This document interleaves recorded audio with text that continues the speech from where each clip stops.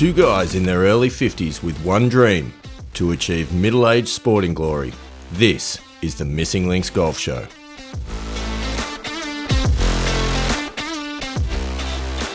Andy Walker, welcome back.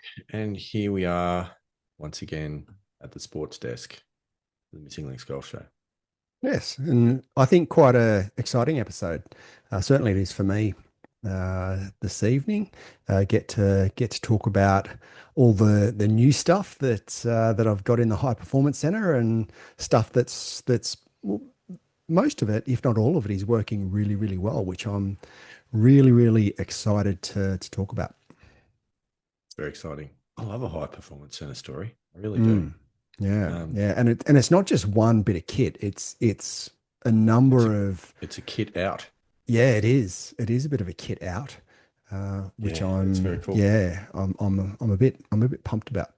Here's a high performance story for you. High performance center story for you. Oh yeah, Walker. Yep. Just kick off with a tangent, because why not? Because that's what we do. Yeah. So lovely wife and I were walking the dog the other day around the local streets. Yep. Just sort of through the other side of the golf course, and a new house that's been built, which is an absolute monster of a property. Yeah, right. Backs onto the golf course, which is nice. Not only have they built it on one block of land, but they've bought two side-by-side blocks of land with golf course frontage. So there's a little bit of coin thrown around here. Nice if you can. One of the blocks they've used to build the house, and the block next to it they've used to build this awesome tennis court, multi-sport setup with lights and, like a viewing area and the next to it, and the whole thing. And we're walking past, just commenting on how amazing it was, and my lovely wife turned to me and said, like, that, look at that, that's like a full-on high performance center if you're into tennis. Yep. And I went, yes, it is. And I thought, how good is it that this vernacular is just sliding into everyday life? It is. It is. No longer do you have a tennis court in the backyard / next door block, but you've got a tennis high performance center. So if you own that property and you're listening to the Missing Links Golf Show, which, let's be honest, is possible because you're backing onto the golf course, firstly, great job. House looks amazing. Secondly, looking forward to the invite. I don't mind a game of tennis every now and then, and probably we could look at, putting some practice facilities in there as well. So, give us a shout. See, I find it rather amusing that you find it's such a great setup, because I, on the other hand, would view that as a complete misallocation of resources. I mean, it is that. Given you're backing onto a golf course and you've put effectively a tennis high performance center in there, I mean... Yeah, I mean, I would like to be honest with you, I would have liked to have seen a short game area and a simulator. Perfect. Would have been good, but there's no reason why you can't, add some of that setup to the tennis court. But I think that's achievable, and it's got lights, it's lit too, so evening practice sessions out there would be. Yeah. So you've got, and I've seen the outdoor synthetic golf greens where you've got full on bunkers and they just look, that looks awesome. And why would you put a tennis court when you could put a short game high performance center practice area? It's a good point. So let me rephrase that. If you're listening, which it's possible that you are, we don't know who you are, you're anonymous at this point in time. If you're listening, then sort yourselves out. Like, honestly, what's the go with tennis? My point exactly. What's the go with tennis? It's a good way to tear a hamstring, is what it is. It is actually. And having done that, especially when we're this side of 50, tennis isn't necessarily the best sport to be playing at that point in time. Fair point. Get rid of the tennis court, keep the lights, keep the fencing, create some kind of a short game extravaganza, high performance center. Utilize the back bungalow for maybe a simulator room. Yeah, I agree. And then give me a call. That's my point exactly. Yeah. Okay. Well done. We got there in the end. So there's that. Probably the next thing to do is to move on to a little bit of Voice of the Pilgrims, Andy. Voice of the Pilgrims. Yeah, we haven't done Voice of the Pilgrims for a little while, so let's have that. Yeah, been a bit remiss. There has been a bit. So, um, our good friend Lucas Anderson, you might recall Lucas, yep. a couple of episodes ago, we did talk about Lucas had put his money where his mouth is and entered into an amateur tournament, hoping to Yes. get into the field. Yes. We talked in that episode how proud we were of Lucas from Western Australia for doing that. Yep. And subsequently, he got in contact with us and he said, "Hi, gents. Thank you for the mention on the last episode. Just a quick one. I'm actually from South Australia. Not sure where we got the Western Australia from." Well, Lucas, I can tell you where we got that from, and it was absolutely nothing to do with you. It was me not doing my research well enough and just plucking something out of the air whilst we were recording. So apologies for getting the state wrong. South Australia. Unlike you to do that. Yeah, You're usually a well-researched individual. I am. I actually think what it was on the scorecards that the guys send through for the yearly championship. I think I looked at the flag on that just very tiny little version of the flag, okay. and you thought it was WA.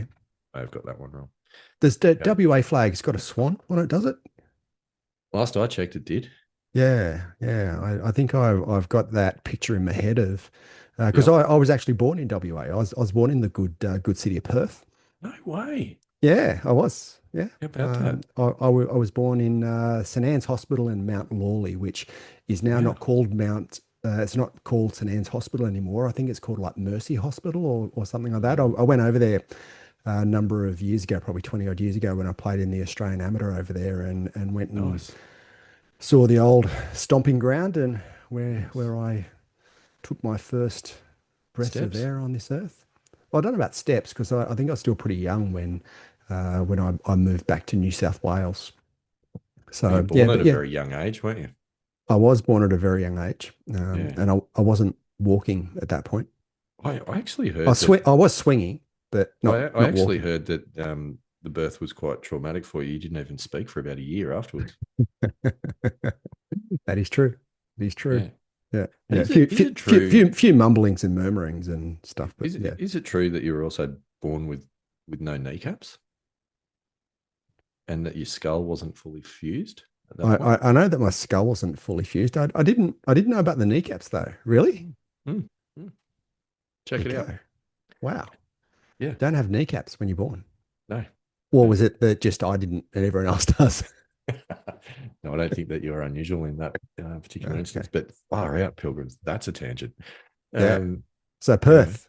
Actually looking forward to going back to Perth. I'd love to get back to Perth and play some of those great golf courses there. There's a lot of really good golf courses there. There are. I'm a big fan. And to be honest with you, I would have suggested that you catch up with Lucas whilst you're over in Perth. But he's not there. But he's not there because he's from South Australia. So mind you, some great golf courses in Adelaide as well.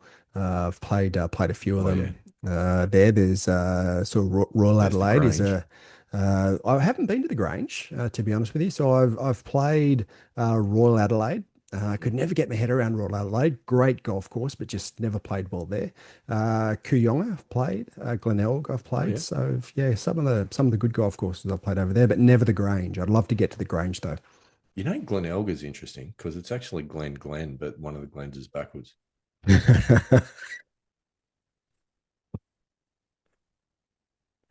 got him on that one. It's a true story. Oh, wow. Okay. I've never actually looked at it that way, but not thought too deeply about that. No, I hadn't either until I was talking to my young bloke about it. And this is straight from the mind of a 12-year-old. That's what he pointed out. It's fantastic. Excellent. Love it. He's got a big future. He's a very big future. Anyway, Lucas goes on to say, "G'day, Lucas." We'll get through. It's a long message as well. Sorry about that. Don't make me laugh. Lucas gets on to say, but anyway, I did get into the event. Congratulations. That is magnificent. Awesome. He squeezed into the event, ranked 49 out of 50 with a 13 handicap rounding out the field. But hey, you know what? Who cares? You're in the field. You deserve it. You've earned it. So well done. For sure. He says, for some reason, they decided to put the two highest handicappers off the first tee. He was originally scheduled to go off the 10th, but they put him down on the first as first group. And he says, I was first man to tee off in the entire field. Pretty bloody nervous, but managed to hit the fairway and laid up to a good wedge distance and stuck it to 8 feet, lipped out for birdie, but a tap in par on the first. And there is really nothing better than that in tournament golf, That other than the is birdie putt going in, of course.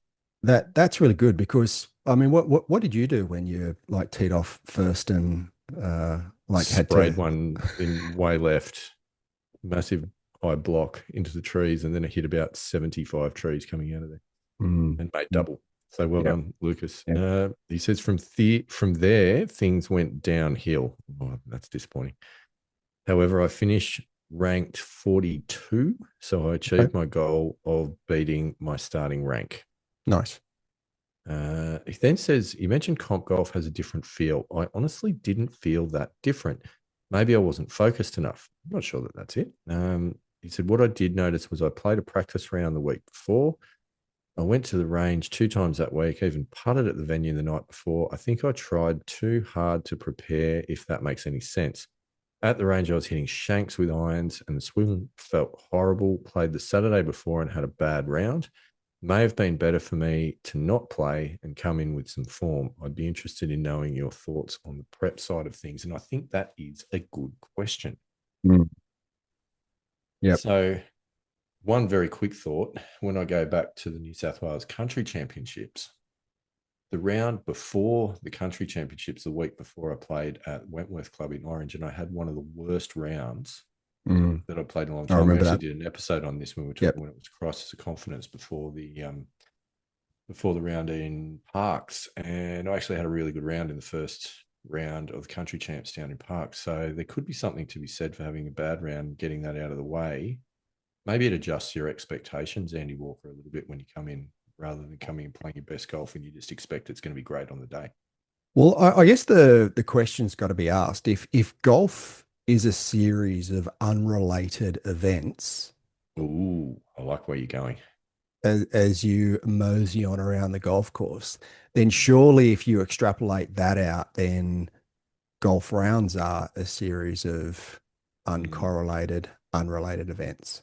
mm, So for me, and golf's one of those sports that you can jump on and you'll hear the pros talk about this. Tiger talked about this a lot, and Earl Woods actually spoke to Tiger about this a lot. If you sort of read some of the stuff that the conversations that they had, and what they used to do, they used to go out in the practice fairway, and if Tiger had a bad round, sorry, a bad practice session, a bad warm up, Earl used to say something along the lines of, "Did you achieve your goal?"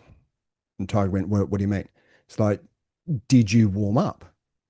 And Tiger went, "Yes." He said, "Well, that's it. That's what you achieved. You went out there to warm up. You didn't go out there to hit good shots in tournament conditions. You went out mm, there to warm your body up and to get ready for the golf round." true, And that's it. true. So for me, I've gone out and in my warm up hit the most horrid shots and went out and just absolutely striped it on the golf course. Mm, And yet I've absolutely striped it in practice, in the warm up, and then gone out and hit it sideways on the golf course. So mm, again, golf being a series of unrelated events, similar to what you like on the golf course, similar to your practice round to what you like on the golf course, similar to consecutive golf rounds. I don't think one has really anything to do with the other. It's just golf. Damn, that's some wisdom. I'm going to take this a step forward for you as well, Andy Walker, and throw out a few words of wisdom from friend of the show, Dr. Raymond Pryor Oh, yes. from Golf Beneath the Surface. And Pilgrims, if you haven't read that book, get that book in your hands. Also, Yeah, it's another great book. it's another it's another good podcast series. Actually, they don't release that many episodes, but when they do, Chase Cooper and Raymond Pryor, they certainly throw some wisdom. And one of the things that they often talk about is a concept called stable confidence. Mm, Now, stable confidence is born out of being on time and on target. So yep. having your mind now, not in the future, not in the past, and having your focus on what you're trying to do, not necessarily on the outcome that you're trying to get. And I think that why this is relevant is because those rounds beforehand and the warm up is, what are you trying to do with that? If you're basing your confidence on how well you hit the ball in the preceding rounds, or the scores you got in the preceding rounds, or how well you hit the ball in the warm up, that's a sure recipe for fragile confidence, which will shatter as soon as you put a bad swing on it on the golf course. Yep. But if you're building stable confidence, which is going through your routine, doing your warm up, doing all of those things, and that gives you a chance actually to deal with adversity during the round. So I think it comes back to the concept of focusing on your process. It does, rather than focusing on the outcome. And if you follow your process and if you do that on every single shot in a round of golf, you're going to put your best foot forward and be in the best position to be able to have the lowest score that you can. But yeah, it doesn't mean you're going to have a good score. It just means that you've followed your process and the outcome will be whatever the outcome is. Oh, there you go. I think that's all you need to know. Hopefully that helps, Lucas. Let me know how you go, or let us know how you go in your next tournament. But that's awesome. So happy to hear that you got in the field and that you had a good experience. And I think that the only way is up from there, which is amazing. Now, before we get onto the topic at hand, Andy Walker, we do very, very quickly need to run through the yearly championships results for the month of June. Yes. Now, I know you're desperate to talk about your high performance center, and I'm desperate to hear about it, but I do need to take you through what happened in June. So in sixth place, scoring 1 point towards his yearly championship tally with 31 Stableford points, which Pilgrims, those points were tallied up at the Longyard Golf Club in Tamworth during the New South Wales Mid-Am. I think I know who that is. So thank you very much, Andy Walker. That was me. Pretty exciting. In fifth place, actually in fifth place is Daylight, but in fifth place in terms of scoring points with 35 Stableford points, and getting 2 points to his yearly championship tally. In fact, getting off the mark, breaking the duck, as they say, is Zeb Daniel from the USA. United States of America. Nice. 35 points. Zeb. Wow. I mean, it's only getting him in fifth. That's tough. That's like good golf. I mean, I think it is good golf. Last month, I think 33 and 32 were getting fairly high up in the rankings, but we're up to fifth place at 35. It's tough. In fourth place, it won't surprise you to hear that it was with 36 points, is that man we just spoke of, Lucas Anderson. Nice. Well done, Lucas. With 3 points to his yearly championship tally, which is amazing. Which takes us to third place. In third place, with 37 Stableford points, it's only 5 points to his yearly championship tally, is, I will call him our former leader of the yearly championship. Ooh, okay. Which is James Armstrong from the United Kingdom, or England, British Isles, Britain. In second place for the month with 38 Stableford points, 7 points towards his yearly championship tally, is Donnie the Burglar from Bathurst. Donnie. That's a great round of golf from Donnie. 38 points. Apparently won the day. Won the comp. Okay.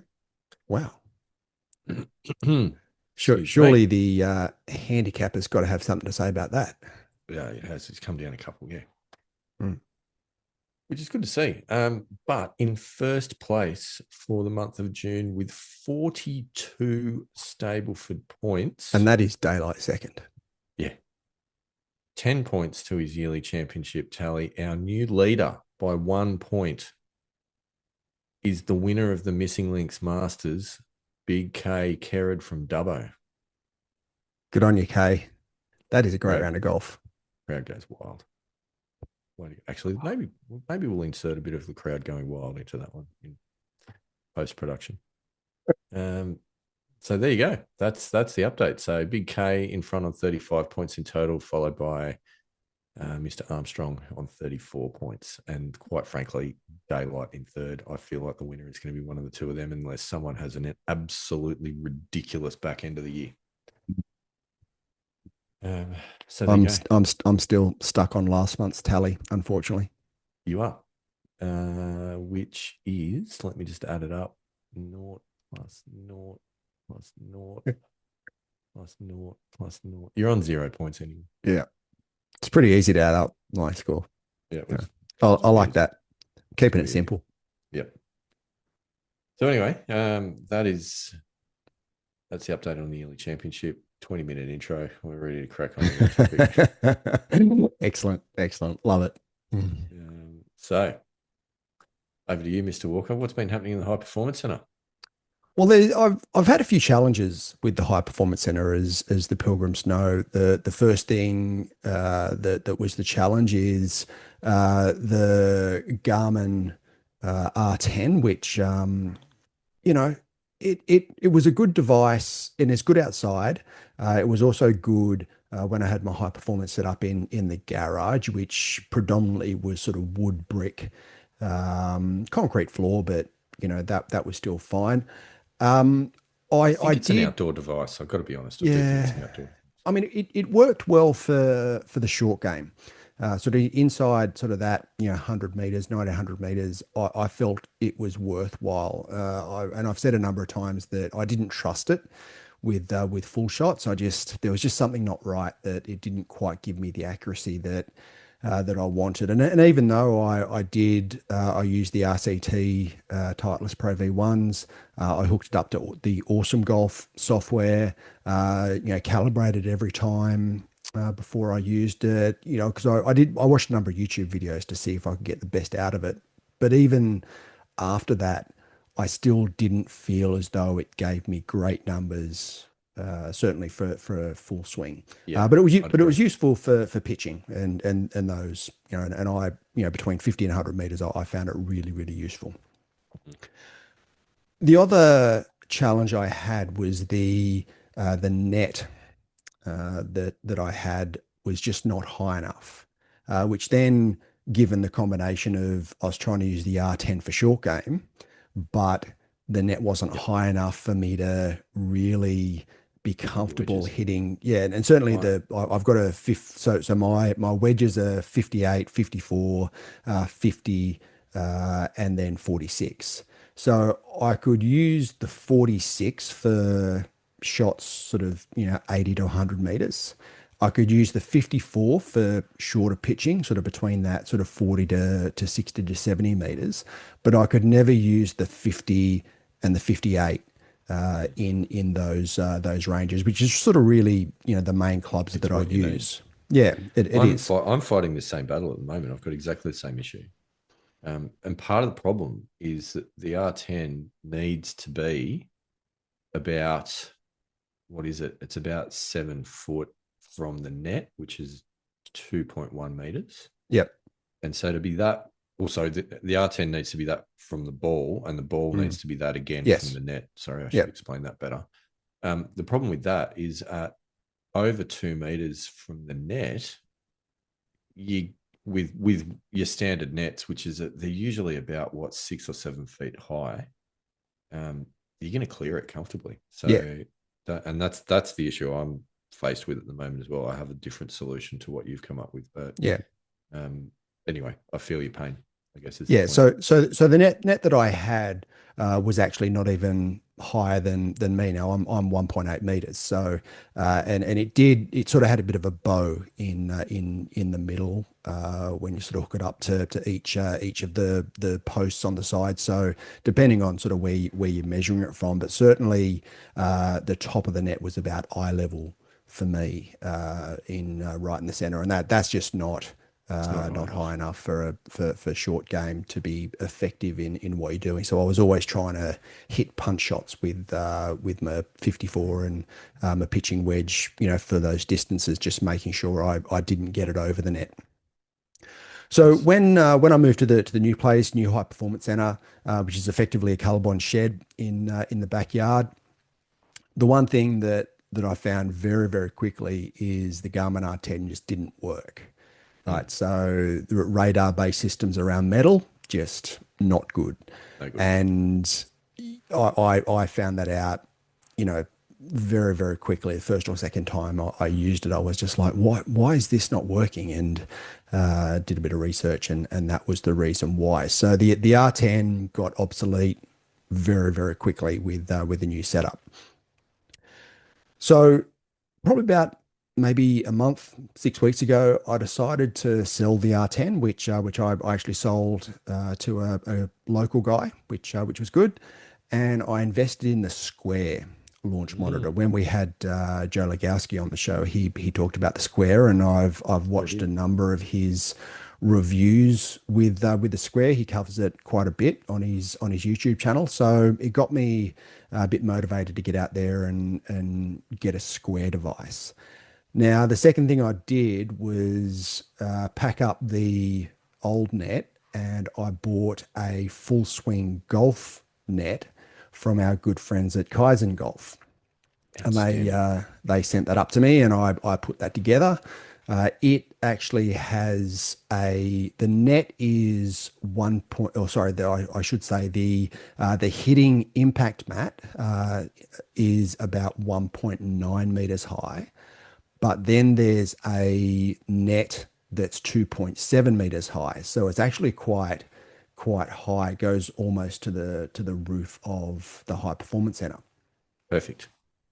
And it also, what it does, it actually curves back towards me as well. So while the net is probably a good 10 feet away, also I should say the impact screen is about 10 feet from my hitting mat, because just above the impact screen, it then the metal frame then curves back towards me and is 2.7 meters high. It actually, I mean, I probably from where I am would be struggling to get a 58-degree over it if I opened the face up and took a full swing. I mean, it's you'd need to almost You'd have to be have, going have up it at up like vertically. 60 degrees or something. Yeah, Yeah, or yeah, more. yeah. So It's not going to happen. it's not going to happen. So I was pretty good with pretty happy with that setup, and it took me a little while to set everything up and get everything as I needed to. The other thing that I invested in was I got the kids a new TV for their rumpus area, and the So old generous. TV. So generous of you, Angela. Yeah, there was no hidden agenda there, no ulterior motive. The old TV, which was a 43-inch Samsung high definition screen, I bought a TV stand for it, and that ended up being out in the high performance center for me to connect my laptop up to, and then obviously the Square launch monitor connected up to the laptop, and I can now watch my shots on a TV screen, a 43-inch TV screen. So from going from the R10 to the Square launch monitor, and then from the old hitting net, which was sort of about 1.7 meters high, to now having the impact screen 1.9 and then the net 2.7 high, I can hit whatever clubs I want. I can hit my like a full 58 degree, full 50-degree wedge into the net, and it handles it with ease. Doesn't Amazing. even get close to Amazing. uh, to getting to getting over the top. So yeah. So now I'm pretty much unlimited with what I can do and what I can practice in the high performance center. And the other thing, and the one thing that I haven't done, which I fully intend to do, is the Square's got quite a good putting feature where you can actually get some data around your putting. So that's one thing that I've That's I've good. used the full swing mode, and I've used the random short game practice between sort of 50 to 100 meters. I went out sort of today and used had a bit of a trial session with that function, and they're both awesome. But I haven't used the putting feature yet, which I'm really keen to start getting some stats around my putting as well. That's amazing. I'm excited to hear about the putting side of the square. That is very cool. Yeah, yeah. So the square was actually really easy to set up. Um, there is the stick. I forget what they call it, but there's the stick which you use without, like when This you this sounds ominously like the stack stick. it's not a stack stick, but it's It's a square. the Is it a square stick? a square stick. Yeah, it actually the end part of it is actually a square stick. I should Oh, so I good. should I sort of look love it it. up to see what it's called. But yeah, that's if you don't want to actually use your club and hit a golf ball, you can actually use this device to simulate golf shots, and it's a bit Okay. random. I don't know if I'll ever use it. I haven't used it at this point in time. I just pulled it out of the box and looked at it and went, yeah, that's an interesting inclusion in.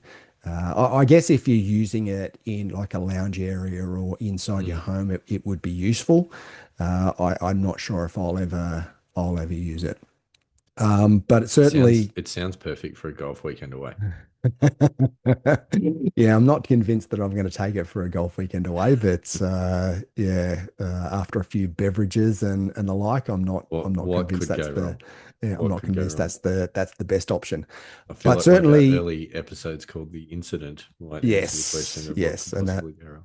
Yeah, and that I hadn't even had a drink, so that Mm. yeah, can't imagine what well, I could imagine what could go wrong. But the launch monitor itself is actually a lot bit smaller than what I anticipated. It's actually quite a compact device. Okay. I did get the metal housing just Mm. in case, there's any Because sort you never of know. you never know. Been there, done that. Yeah. Because it actually, when you're hitting shots, it actually sits a little bit in front of your ball position. So it Ooh. sits to the side and a little bit in front Mm. to be able to capture the shot data. So you do need special golf balls. So they Square do provide you with three of their own manufactured golf balls, which have the black dots on them. You can also use the TaylorMade Pix golf Mm. balls as well. So I did buy a dozen TaylorMade Pix balls. Can you Um, not just draw dots on your ball with a Sharpie? we did talk about that with Joe, and he wasn't convinced that that was going to work, but I'd potentially like you to that could be investigate a this because yeah it seems weird that you can't if it's yeah optical. yeah yeah yeah. The other thing that you've got to do, you've got to put a little sticker around the shaft of the golf club that you're using. And I did actually go into the high performance center today to use it with a short game and started using the launch monitor without the sticker around it. And funnily enough, it didn't work. And I was going, why is this not working? Right. So the sticker is important. The sticker is important to get that club data. Um, but yeah, the unit itself is quite small, which is good. But it's really easy to set up. As soon as I downloaded the software and set up my account, it automatically connected. It connected to my Wi-Fi, and it was a dream. Very very simple to set up. The little alignment rod in the back of the launch monitor, it's really important to set that up. Obviously, you need to understand where your alignment is. Mm. Um, I've found it a little bit difficult to get out. It's a little bit sort of sticky in the back of the launch monitor, so took me a little while a couple of goes to get out. But when I finally got it out, it very very easy to work. You just go back into the software, and there's the alignment button that you just sort of press and get the launch monitor and the alignment stick to align correctly, and then away you go. The other really good thing about it is that it gives you a rectangular hitting zone, and it actually tells you both on the screen, and you can actually have uh, a voice saying, that you're good to go for this hitting zone. So again, it's really really easy to be able to get your ball in the right hitting zone. It, as I said, it shows you on the screen, and then you're just ready to go. So all in all, I found it to be really, really easy to set up, and to get going. It probably took me maybe, from being in the box, and not having taken it out to getting it all out, turning it on, downloading the software, and being ready to hit my first golf shot. It took me maybe 20 minutes. That was it. So Awesome. very, very straightforward. Um, Fantastic. so yeah, and then in regards to the performance, I found the performance to be really consistent. I hit yesterday. I was practicing with a 7 iron with my full shots. Found it to be pretty accurate. I didn't have any. It did miss a couple of shots. It did miss a couple of swings, but the swings that it did pick up, I thought it was really accurate. In it would sort of what I would expect from the shots that I hit. So I don't see any issues with the accuracy of the device from my first experience with it. So, certainly a very different experience to what I've had with full shots with the Garmin R10. Yeah, well, that's encouraging. That's super encouraging, particularly in the environment that you're working in, because obviously the R10 just wasn't coping with all the metal around there, and I mean, I imagine that any Doppler radar unit is going to struggle in what's essentially a tin shed. Yeah. So, Yep. did Yep. you consider any other units before going down the I did. path? I do quite like the Mevo Plus.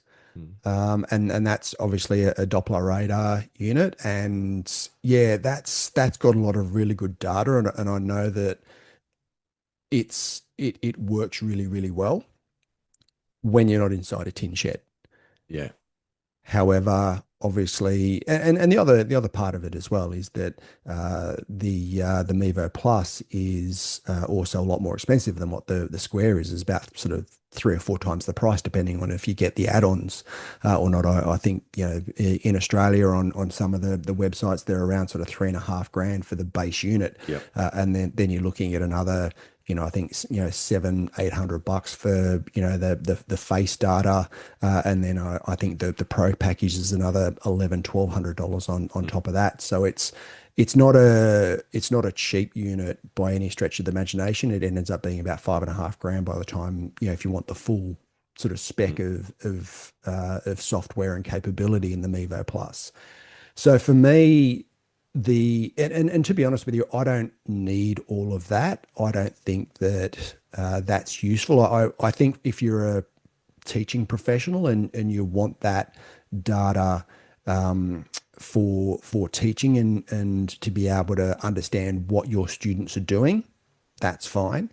But for me, it's sort of well, the way I play golf, I would probably get more with the analysis by paralysis by analysis, if I had that much data about my golf yeah, swing. that's I mean, possible. they're only sort of the basic data points that I'm really, interested in looking at, and basically, that's, swing path I'm really interested in, spin rate I'm really interested in, the face, with a, face angle at Yeah. impact. I'm interested in, obviously, distance. I'm interested in, and ball flight, which is good, and maybe launch angle as well. But apart from that, I mean, that's really the basics of what I want out of the data points I want out of a launch monitor, and Square does that really really easily. Perfect. That's exciting. Yeah, yeah. Now, the second thing that I did with it was the randomized short game practice. Ooh, I'm which excited to hear about this. yeah, which I used my 58 degree Mm. for it, and I put the randomized zones between 40 meters and 80 meters. And again, found it worked exceptionally well. Awesome. I found to start off with, I sort of got into the a little bit of a rhythm of just rapid fire. Mm. And I think that's really easy to get into, where you just, you hit a ball into the net, then you pull it back, you get into your hitting zone, you just hit it again. So for the first probably half a dozen shots, that's what I was doing. And I wasn't actually getting that good of results, and I was getting a little bit frustrated. But then I took a bit of a break, took a step back for sort of, a minute or so, and went, all right, well, what would I be doing out in the golf course? How can I simulate my experience out in the golf course so I can get the most out of this practice session? And I basically then simulated my full golf shot, well, not full golf shots, my pitch shots on a golf course, where I took a couple of practice swings. I went back, focused on my target line, focused on uh, you know how far I was going to hit it, and I'm still using the clock system. So where on that clock system my backswing was going to get to, and my results dramatically improved. And I found it really, really useful, because it does it I guess the downside of it is that it only the it's 5 meter intervals, so it's either like 40 or 45 or 50 or 55. So it doesn't actually. I'd Oh, like to right. see it go in 1 meter intervals, Yeah. which I think would certainly be a lot, because Is the that for, the do you mean for the target distance that it's spitting yeah, out randomly? target distance. Yep. Not interestingly though, not for the shot distance. So the shot distance will give you to a 1 decimal point. Yeah. So they can actually do it, and they can Mm. actually measure it to That's a one software decimal upgrade. point. Yeah. But the software upgrade, it needs a software upgrade to be able to, say 52 meters, or Well, 68 meters, get or on to the support team and make the suggestion. yeah. Well, You never I know. know, They might do it. I, I've watched a couple of Joe's videos, and I know they've received that feedback previously. So hopefully that software upgrade isn't too far in the works. So yeah, but all in all, my initial experience and my initial engagement with the device is that it is going to be excellent. I really, really like it. I really, really rate it. I think there's going to be, especially the short game randomized practice. I think that's really going to sharpen up my short game inside of 100 meters. Amazing. Yep. I might have to consider this because I think I'm going to have to upgrade from the R10 at some point. Mm. Mm. Yes. Yes. Yep. Yep. And what I had a bit of a think about how I'm going to approach and the use of the Square launch monitor, because I don't think I'll use it every single session, because we've still got the golf swing replay app, um, which is a really useful device, but I'm not convinced that using those at the same time is going to be the best way to go about it. So what I'm probably going to do is just to change up my practice to one being purely a technical session, which I'll use the Golf Swing Replay app for that, and then I'll have more of a practice range, shot shape, sort of golf simulator type of practice session. So I just need to split up my practice sessions a little bit, and maybe plan them a little bit more between the more golf simulator sessions and the technical sessions. But I'm not in that first experience, I'm not convinced that I'm gonna, or it's the best use of time to be able to combine both. Yeah, fair enough. That makes complete sense. Are you going to go down the path of projector and full simulator setup at some stage now that you've got the Square working, or are you happy with the screen on the wall? At this stage, I'm not going to. As I said, the high performance center is effectively a tin shed at the moment, so it's not Mm. waterproof. And the ColourBond, it basically sits on the slab, which means that the base of the shed is not waterproof. Now I've worked out a bit of a plan to make that waterproof, but in the end, I'm actually talking with my wife at the appropriate time of actually getting rid of the shed itself, and putting maybe something like a granny flat, or, a single room, A performance teenagers. studio. Yeah, whenever it is that we do sell the property, it can be sold as like a teenager's retreat, or something similar, but something more than just a ColourBond shed. So you're thinking something with, say, bathroom, kitchen, maybe a place to sleep as well as a place to practice. You're not going to need to go in the house at this point. No, unfortunately, the space isn't quite big enough for that No, setup. shame. It's 6 by 3.5 meters, so it's big enough to have the sim, as well as sort of a space, and I've got my dumbbells and dumbbell rack and bench, as well as my cross trainer. It's more of a golf simulator slash fitness room, rather than a full outhouse where I can go and sleep if I need to. Like, just if the training session went too long, as an Yeah, example. no, I can't see that ever happening. But certainly, yeah, a fully enclosed, air conditioned. Because again, during summer, I went out there during some of the hot weather we had in summer, and it does get pretty warm in a ColourBond shed. So Mm. I've also invested in an industrial fan, which does cool things down a little bit, which is great. But I would love to have it fully enclosed as a sim room where I've got air conditioning, and yeah, something a bit more comfortable than a tin shed. Mm. Does sound exciting though. It's the next generation. This is a major upgrade to the high Mm. performance center. And I'm just thinking back to some of the images that we shared right at the very beginning when we first set these things up, Yes. Yep. where it's Yep. grown to from here. I think it'd be great to film a little bit of a tour of the high performance center for sharing on the socials. I think pilgrims would enjoy that. Andy Walker, Yeah, if you're up absolutely. for it, Mm. be worth sharing that once this episode goes to air. That's exciting. Good work. Yeah. Yeah, no, I'm really pleased with how it's worked out. In answer to your question around the full sim, though, I am going to do that at some stage, Mm. but just not yet. The next plan, and probably the last thing I'm going to do to the current setup, is I've got the foam interlocking mats, the ones Mm. that are about sort of 0.5 meter by 0.5 meter that interlock.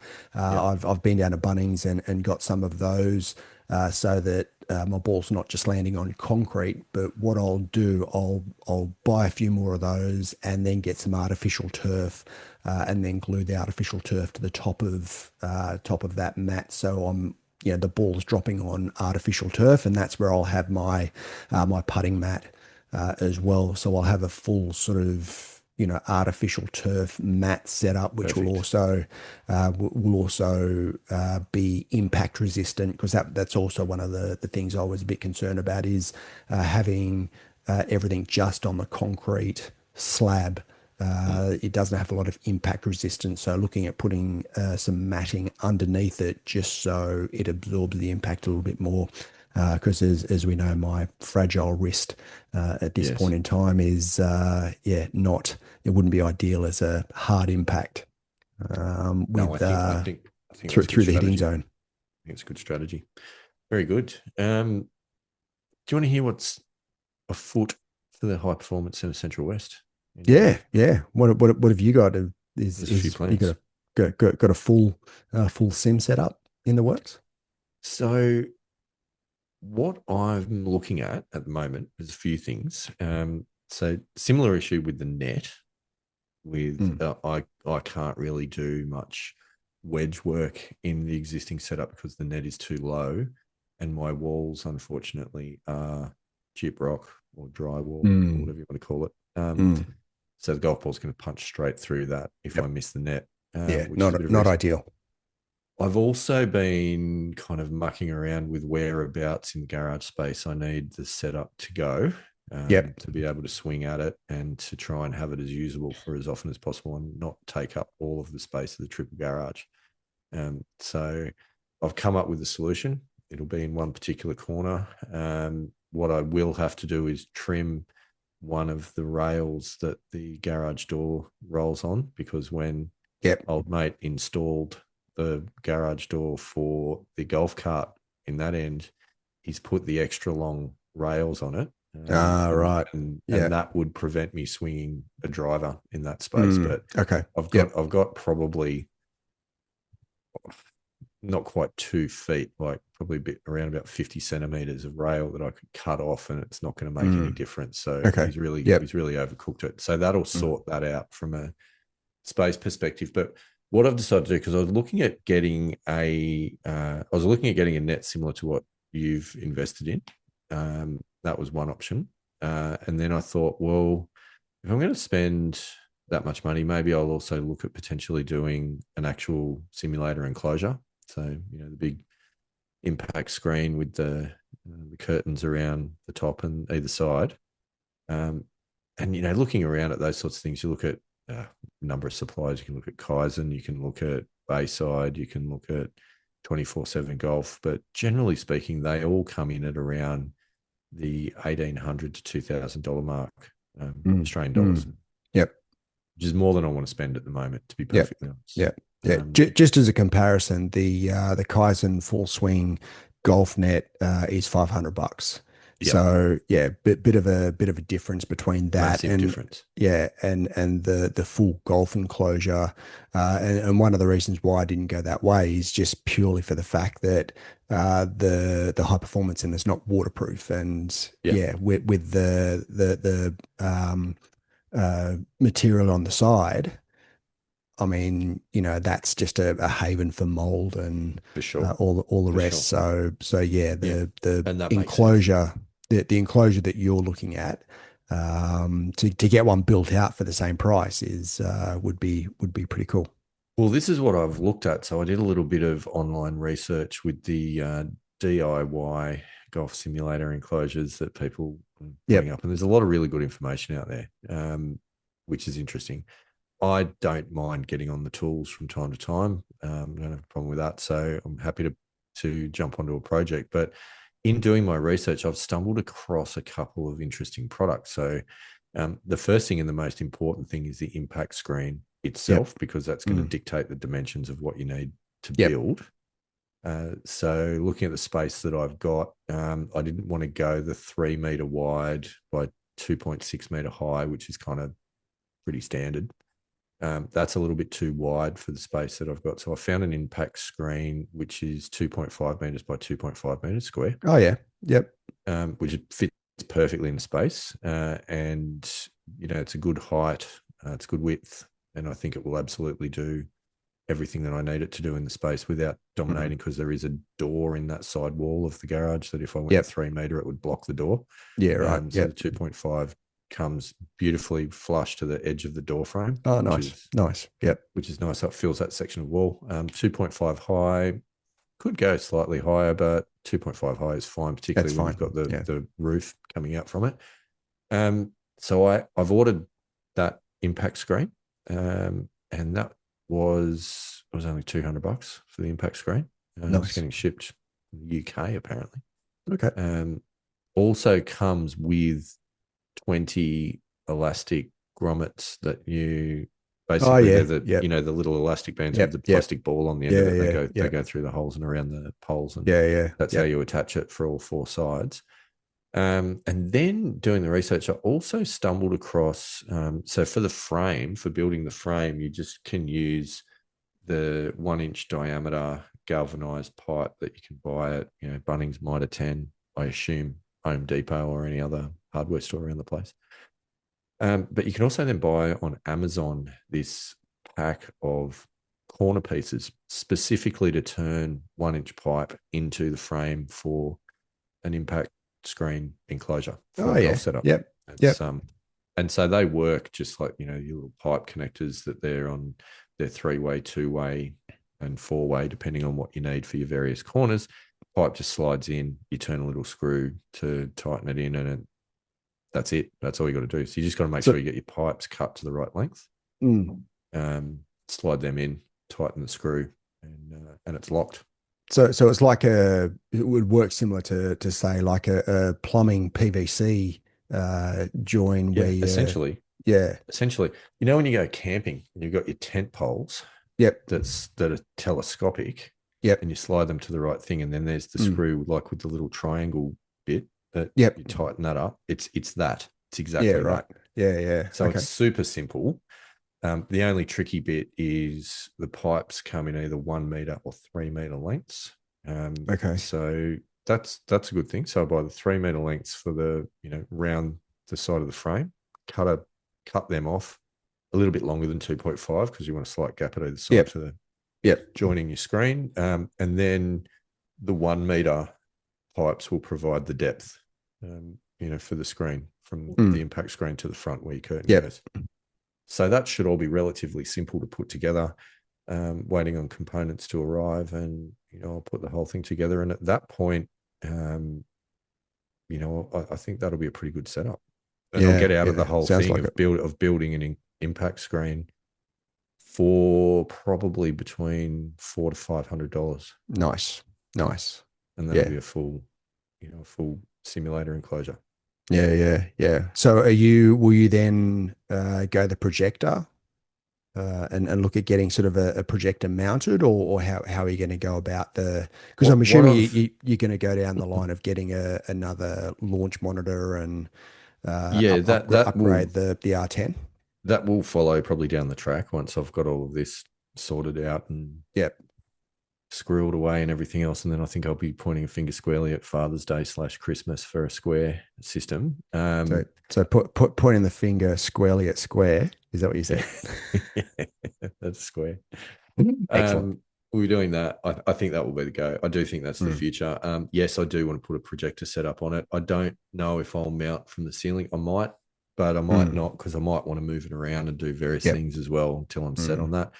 In the setup that I've got, from where I hit just next to that on the area that I will be facing, there's some shelving there, PowerPoints, and that's a perfect temporary setup to put a projector on, shooting at the nice. screen. It'll Yep. it'll do the job. Yep. So long as you've got a projector that can change its Mm, kind of when you shoot from an angle, you can straighten it out. Most projectors can yeah. do that Okay. these Yeah. days. Yep. Yep. Um, but I think that'll be a pretty good sort of pretty entry level setup. That'll be a massive, massive step up from where it Mm, began, just with the $120 net and the yeah. 30 centimeter square piece of synthetic turf that I started Yep. out with. Yep. Um, and I'll do similar things with the flooring, is what you're talking about as well. And I think like that'll just be mint. Yeah, yeah, yeah. Well, I mean, those pack of four of those sort of interlocking mats, I think they're about $10. So Yeah, you can build one out pretty decently yeah, for like 50, $60. You can build actually quite a large area. yeah. And as I said, that then you put your artificial turf and you can just glue the artificial turf straight on the top of it, and that'll work really really well for the floor of the impact screen. Mm. And if I get it all with the right dimensions, then when I want to pack it up, I'll simply just stand that up against the impact screen Mm. and basically close the whole thing up. Nice, nice. So So what's the time frame? Obviously, you've ordered the impact screen. yeah, so What? screen's on the way. Yep. It'll take a week or two to arrive. Mm. I want to have a look at it and measure it and everything and make sure that it matches the dimensions that it claims to be, Yeah, yeah. Yep. before I start creating a frame. Yep. So I think give me about a month and we should be up and Okay. running. Yeah, Nice. Nice. it is Well, exciting. look forward to seeing the end result because Mm, there's nothing better than to upgrade your high performance center. it really is. And by upgrading your high performance center, you're upgrading your game. Yeah, And by upgrading your game, you're getting more enjoyment out of the game. correct. You're probably being a better person, more fun to be around as a result of playing better golf. So really, this money that we're spending, and for anyone out there thinking, should I invest in this setup? You're not doing it for yourself. Okay. What you're doing is you're you're investing in a better version of yourself that is going to bring a lot more joy to your wife, partner, friends, your kids, to everyone around you. So really, you're investing in them, and it's an investment to give them a better life. Yeah, yeah. And if anyone tries that angle, just let us know how it goes. Good luck. I think we're both of us are very lucky that we've got supportive partners, and Yeah, it's been pretty good with the upgrades yeah, within reason, obviously, but there's been a lot yeah. of support with that because there's nothing That's better. necessary. Yeah, there's nothing better than getting out there with some decent kit and Mm. doing some practice. And I must admit now that I mean I'm now about half an hour away from my home club, which means that I struggle to get there on a Yeah, well really sort of any more than sort of once a week. So to have that in the backyard. mm. And just to have that within an arm's reach of just being able to go out and do some practice is pretty cool. And It's amazing. it will allow me to uh, improve my game significantly more than the opportunity that I would have to have if I was going to the range or something like that. And with range balls and the rest, I mean, I'm going to go through the cost of having a high performance center very, very quickly on the range. Oh, so you're going down the path now of this is a money saving investment. Correct. Correct. Correct. Yes, Well, I yes, mean, I if like if it. if you think about it, I mean, what do range balls cost? I mean, anything depending on a mid bucket's about $12. I think large bucket's about 16 12 to bucks. 15 bucks. Yeah, something like that. Yeah, Yeah. yeah. So I mean, you go to the range over what's that over a 6 month, 12-month period. If you go to the Um, range twice a week for a year, right? That is so I what, say that's a thousand, 2,000 bucks, rough, 1,500 bucks, something like that. 1,500 bucks. So say 50 weeks a year, you Not go to to the mention range. the petrol Yeah, expense, yeah, yeah. parking fines, speeding Yeah. fines. No, probably shouldn't be getting those, but anyway, if we just Some stick to people do. we just stick to even just the range balls, 50, uh, what's that? 50 weeks a year times two is 100. 100 times 15 is $1,500 a year. Mm, You're going to save that money many times over the life of the high performance center. So, yeah, it's absolutely. an It's investment. it's it's actually an investment. It's a cost saving. There's many angles and many Makes you a benefits better to it. person. Hmm. You're at home more. Yep. Yep. So many reasons. Hmm. I So many agree. reasons. Who are we convincing right now, Andy Walker? Each other for one. Yeah. No, I'm all in. I'm all in. Excellent. All righty. Well, that's a good update. Good to hear stories from the High Performance Center. We always enjoy Hmm. that. And Yep. pilgrims, let us know how you're going with your own high performance centers. I think it'd be good to get some information there on the Facebook page. So jump on there. The Missing Links Golf Show podcast Facebook group is what you should join. And at that point, yeah, share some photos. Andy Walker, hopefully you'll share some video, a bit of a tour of the HPC. Yeah, I'll That'd be nice. get some videos up. Might sort of show how the high performance center is going. A couple of shots with the Square launch monitor. See how the randomized short game practice is going, and how I use that. So yeah, we'll get a couple of things up on our socials just to have a bit of a look at. I may start filming a documentary on the building of the High Performance Center Oh, I Central like it. West I like it. for release once it's complete. See how we go. Nice, nice. Stay tuned. Love it. And on that note, Andy Walker, is there any other words of wisdom that you've got for our pilgrims? What I would say is get out in your high performance center and rock out, pilgrims. I love it.